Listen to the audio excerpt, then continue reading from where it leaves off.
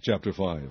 Now will I sing to my well-beloved a song of my beloved touching his vineyard.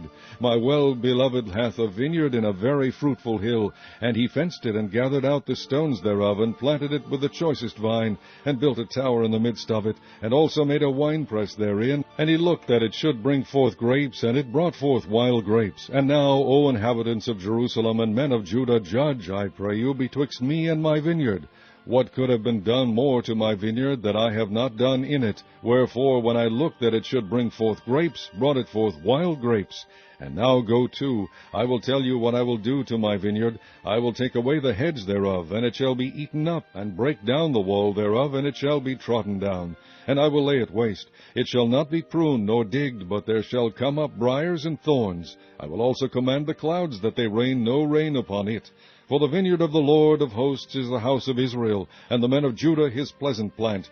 And he looked for judgment, but behold, oppression; for righteousness, but behold, a cry. Woe unto them that join house to house, that lay field to field, till there be no place, that they may be placed alone in the midst of the earth. In mine ears, said the Lord of hosts, of a truth many houses shall be desolate, even great and fair, without inhabitant.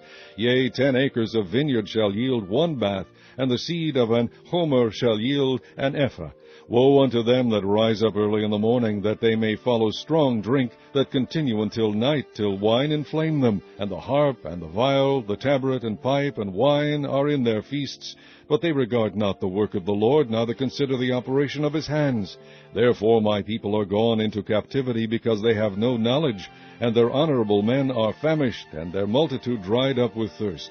Therefore hell hath enlarged herself, and opened her mouth without measure, and their glory, and their multitude, and their pomp, and he that rejoiceth shall descend into it. And the mean man shall be brought down, and the mighty man shall be humbled, and the eyes of the lofty shall be humbled. But the Lord of hosts shall be exalted in judgment, and God that is holy shall be sanctified in righteousness.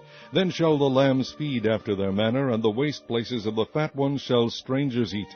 Woe unto them that draw iniquity with cords of vanity, and sin as it were with a cart rope, that say, Let him make speed and hasten his work, that we may see it, and let the counsel of the Holy One of Israel draw nigh, and come, that we may know it.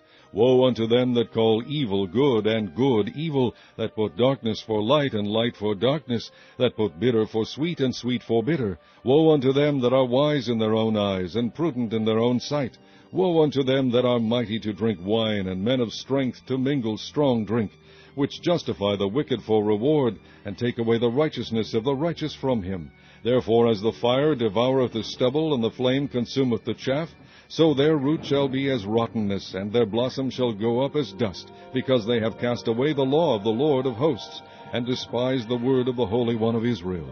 Therefore is the anger of the Lord kindled against his people, and he has stretched forth his hand against them, and has smitten them, and the hills did tremble, and their carcasses were torn in the midst of the streets. For all this his anger is not turned away, but his hand is stretched out still. And he will lift up an ensign to the nations from far, and will hiss unto them from the end of the earth. And behold, they shall come with speed swiftly.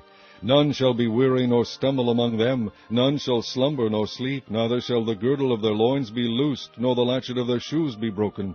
Whose arrows are sharp, and all their bows bent. Their horses' hoofs shall be counted like flint, and their wheels like a whirlwind. Their roaring shall be like a lion, they shall roar like young lions. Yea, they shall roar, and lay hold of the prey, and shall carry it away safe, and none shall deliver it. And in that day they shall roar against them like the roaring of the sea. And if one look unto the land, behold darkness and sorrow, and the light is darkened in the heavens thereof.